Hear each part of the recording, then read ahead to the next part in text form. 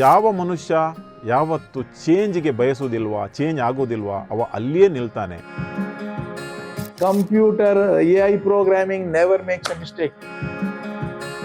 ಪ್ರತಿಯೊಬ್ಬರಿಗೂ ನಾವು ಇಂಗ್ಲಿಷ್ ಹೇಳ್ಕೊಡೋ ಹಾಗೆ AI ಆ್ಯಂಡ್ ಮೆಷೀನ್ ಲರ್ನಿಂಗು ಹೇಳ್ಕೊಡ್ಬೇಕು. ನಮಸ್ಕಾರ, ನಾನು ವಾಲ್ಟರ್ ನಂದಳಿಕೆ.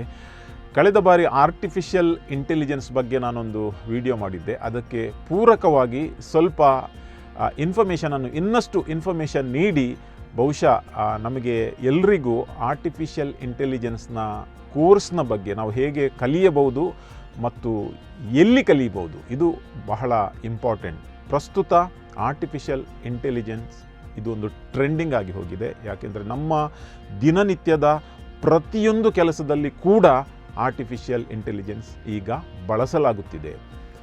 ಅದೆಷ್ಟು ಜನರಿಗೆ AI ಇದರ ಫುಲ್ ಫಾರ್ಮೇ ಗೊತ್ತಿಲ್ಲ, ಅಥವಾ ಆರ್ಟಿಫಿಷಿಯಲ್ ಇಂಟೆಲಿಜೆನ್ಸ್ ಅಂದರೆ ಅದು ನಮಗಲ್ಲ, ಅದು ಕೇವಲ ಕಂಪ್ಯೂಟರ್ ಗೊತ್ತಿದ್ದವರಿಗೆ ಅಂತ. ಒಂದು ನೆನಪಿಡಿ, ಆರ್ಟಿಫಿಷಿಯಲ್ ಇಂಟೆಲಿಜೆನ್ಸ್ ಬಗ್ಗೆ ನಿಮಗೆ ಮಾಹಿತಿ ಪಡಿಬೇಕಾದ್ರೆ, ಕಲಿಬೇಕಾದ್ರೆ ನಿಮ್ಮ ಹತ್ರ ಕಂಪ್ಯೂಟರ್ ಇರಬೇಕಂತ ಏನಿಲ್ಲ, ಅಥವಾ ನೀವು ಕಂಪ್ಯೂಟರ್ನ ಕೋರ್ಸ್ ಮಾಡಬೇಕಂತ ಕೂಡ ಇಲ್ಲ, ಏಜ್ ಲಿಮಿಟ್ ಕೂಡ ಇಲ್ಲ. ನಿಮಗೆ ನಿಮ್ಮ ಕೈಯಲ್ಲಿ ಮೊಬೈಲ್ ಖಂಡಿತ ಇದೆ, ಒಂದು ಸ್ಮಾರ್ಟ್ ಫೋನ್ ಖಂಡಿತ ಇದೆ, ಅದು ಕೂಡ ಒಂದು ಹೈ ರೆಸೊಲ್ಯೂಷನದ್ದು ಕೂಡ ಬೇಡ. ಆ ಸ್ಮಾರ್ಟ್ ಫೋನನ್ನು ಬಳಸಿ ನಮಗೆ ಆರ್ಟಿಫಿಷಿಯಲ್ ಇಂಟೆಲಿಜೆನ್ಸ್ನಲ್ಲಿ ಏನೆಲ್ಲ ಲಾಭಗಳನ್ನು ಪಡೆಯಬಹುದು, ಇದರ ಬಗ್ಗೆ ಡೀಟೇಲ್ ಆಗಿ ಕಲಿಯುವಂಥ ಒಂದು ಅವಕಾಶದ ಬಗ್ಗೆ ಕಳೆದ ಬಾರಿ ಹೇಳಿದ್ದೆ. ಇವಾಗಲೂ ಅದನ್ನು ನಾನು ರಿಪೀಟ್ ಮಾಡ್ತಾ ಇದ್ದೇನೆ. ಕೇವಲ 499 ರೂಪಾಯಿ, 500 ರೂಪಾಯಿ ಕೂಡ ಅಲ್ಲ, 499 ರೂಪಾಯಿ ಇನ್ವೆಸ್ಟ್ ಮಾಡಿ, ಅಷ್ಟೇ ಇನ್ವೆಸ್ಟ್ ಮಾಡಲಿಕ್ಕೆ.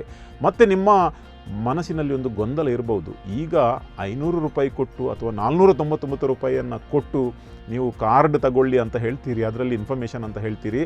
ಆದರೆ ಒಂದು ವಾರದ ನಂತರ ಇನ್ನೊಂದು ಕೋರ್ಸ್ ಮಾಡುವಾಗ ಇನ್ನೊಂದು 500 ಕೊಡಿ, 1000 ಕೊಡಿ. ಇಲ್ಲ, ಅದರಲ್ಲಿ ಏನು ಹಿಡನ್ ಚಾರ್ಜಸ್ ಅದರಲ್ಲಿ ಏನಿಲ್ಲ.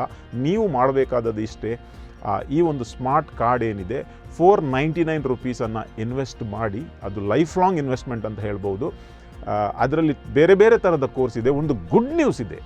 ಈ ಗುಡ್ ನ್ಯೂಸ್ ಏನೆಂದರೆ, ಈ ಆರ್ಟಿಫಿಷಿಯಲ್ ಇಂಟೆಲಿಜೆನ್ಸ್ನ ಆಲ್ಗಾರಿದಮ್ ಏನಿದೆ, ಇದರ ಬಗ್ಗೆ ಒಂದು ರಿಸರ್ಚ್ ಮಾಡಿದಂತಹ ನಮ್ಮನೆ ಹೆಮ್ಮೆಯ ಕನ್ನಡಿಗ SS ಅಯ್ಯಂಗಾರ್ ಇವರು US ಅಲ್ಲಿ ಕೂತ್ಕೊಂಡು ತುಂಬಾ ಇದರ ಬಗ್ಗೆ ರಿಸರ್ಚ್ ಮಾಡಿದರು.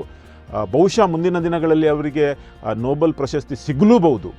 ಅಂತಹ ಒಬ್ಬ ಶ್ರೇಷ್ಠ ಜ್ಞಾನವುಳ್ಳಂತಹ AI ಶ್ರೇಷ್ಠ ನಾಲೆಜ್ ಉಳ್ಳಂತಹ ಒಂದು ವ್ಯಕ್ತಿತ್ವದಿಂದ ನಿಮಗೆ ಈ ಕಾರ್ಡಲ್ಲಿ ಆನ್ಲೈನಲ್ಲಿ ಪಾಠಗಳನ್ನು ಕೇಳಬಹುದು. Computer AI programming never makes a mistake because it depends on what data you have given. Data driven accuracy is there. It can be creative too. AI and machine learning ಇದೆಯಲ್ಲ, very important. ಅವನು history student ಆಗಿರ್ಬೋದು, computer science student ಆಗಿರ್ಬೋದು, R ಇನ್ನೊಂದು student ಆಗಿರ್ಬೋದು. ಪ್ರತಿಯೊಬ್ಬರಿಗೂ ನಾವು English ಹೇಳ್ಕೊಡೋ ಹಾಗೆ AI and machine learning ಹೇಳ್ಕೊಡ್ಬೇಕು. ಅವರು ಇದರ ಬಗ್ಗೆ ಏನು ಎಕ್ಸ್ಪ್ಲೇನ್ ಮಾಡ್ತಾರೆ ಅದು ನೀವು ಕೇಳಬಹುದು, ಕೇವಲ ಇಷ್ಟೇ ಒಂದು ಲಿಮಿಟಲ್ಲಿ. ಸೊ ಈ ಒಂದು ಅವಕಾಶವನ್ನು ನೀವು ಕಳೆದುಕೊಳ್ಬೇಡಿ. ಯಾಕೆಂದರೆ ಅವರ ಸ್ಪೀಚಸ್, ಅವರ ಪಾಠಗಳು ಅಲ್ಲಿ ಎಲ್ಲಿ ಕೂಡ ಫ್ರೀಯಾಗಿ ಅಷ್ಟು ಸುಲಭದಲ್ಲಿ ನಿಮಗೆ ಸಿಗುವುದಿಲ್ಲ. ಆದರೆ ಈ ಕಾರ್ಡಿನ ಮುಖಾಂತರ ಅವರಿಂದ ನೀವು ನಾಲೆಜ್ ಪಡ್ಕೊಳ್ಬಹುದು. ಎರಡನೇದಾಗಿ, ಇದರಿಂದ ನಾವೇನು ಕಲೀಲಿಕ್ಕೆ ಅಂತ ನಿಮಗೆ ಬಹುಶಃ ಒಂದು ಲೆಟ್ ಗೋ ಅಂತ ಹೇಳ್ಬೋದು. ಇದು ಬೇಡ, ನಮಗೆ ಬೇರೆ ನಾವು ಮಾಡುವಂಥದ್ದಿದೆ ಅಂತ.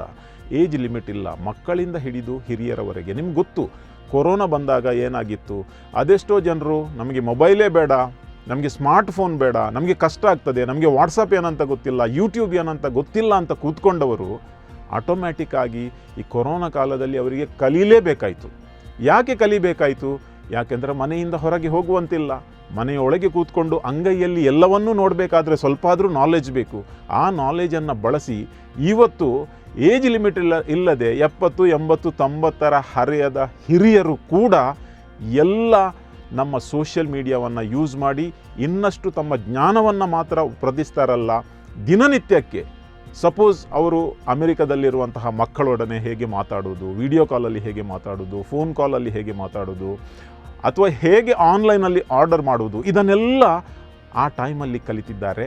ಆದರೆ ಒಂದು ಸ್ಟೆಪ್ಪು ಮುಂದೆ ಹೋದರೆ ಆರ್ಟಿಫಿಷಿಯಲ್ ಇಂಟೆಲಿಜೆನ್ಸ್ ಮುಖಾಂತರ ಅದೆಷ್ಟೋ ಲಾಭಗಳು ನಿಮಗೆ ಮುಂದಿನ ದಿನಗಳಲ್ಲಿ ಖಂಡಿತವಾಗಿ ಬರಲಿವೆ. ಆದರೆ ಇದನ್ನು ನಾವು ಯಾಕೆ ಇನ್ನೂ ಕೂಡ ನಿಮಗೆ ಅರ್ಥ ಆಗಲ್ಲದಿದ್ದರೆ ಯಾಕೆ ಇದನ್ನು ಕಲಿಬೇಕು?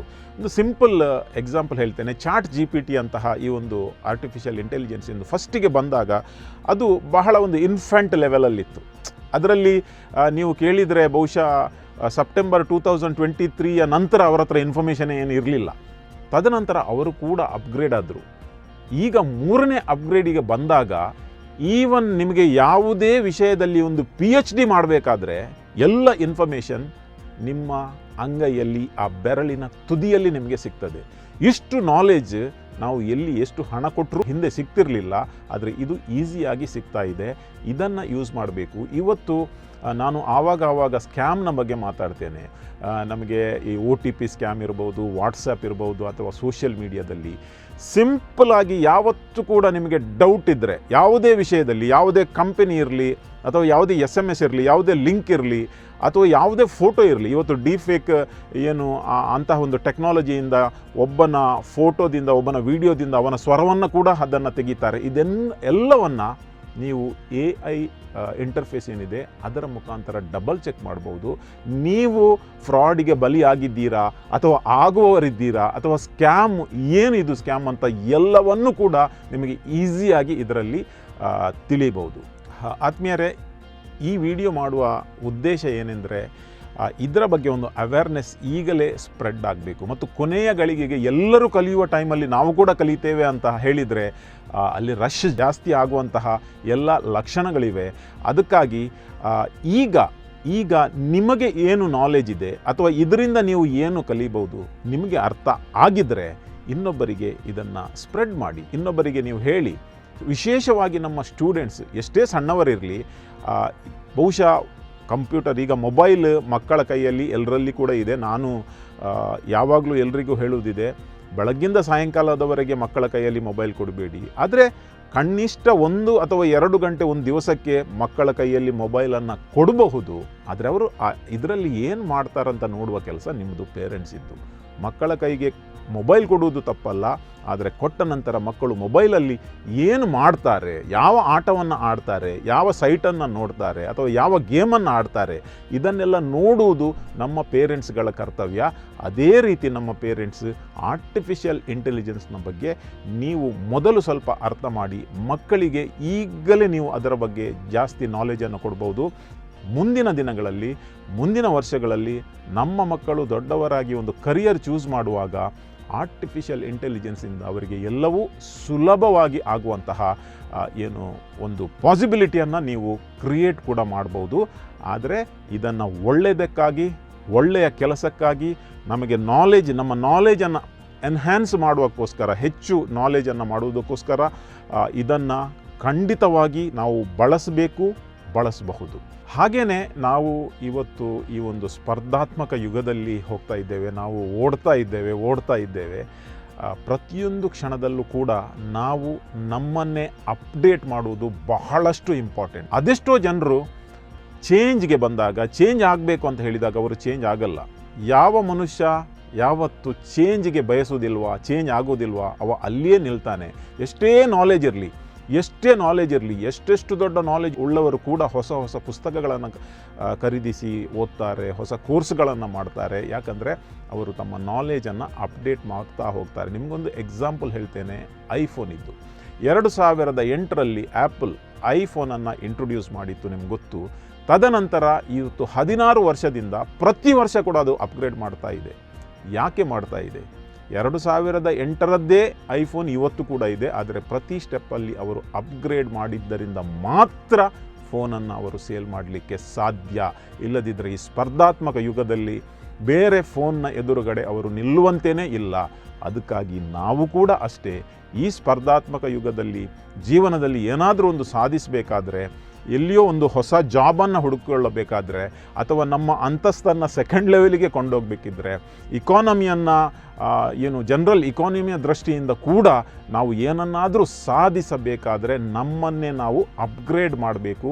ಯಾಕಂದರೆ ಯಾರು ಅಪ್ಗ್ರೇಡ್ ಆಗಲ್ಲ ಅವರು ಅಲ್ಲೇ ನಿಲ್ತಾರೆ, ಯಾರು ಅಪ್ಗ್ರೇಡ್ ಆಗ್ತಾರೆ ಅವರು ಮುಂದೆ ಮುಂದೆ ಸಾಗ್ತಾ ಹೋಗ್ತಾರೆ.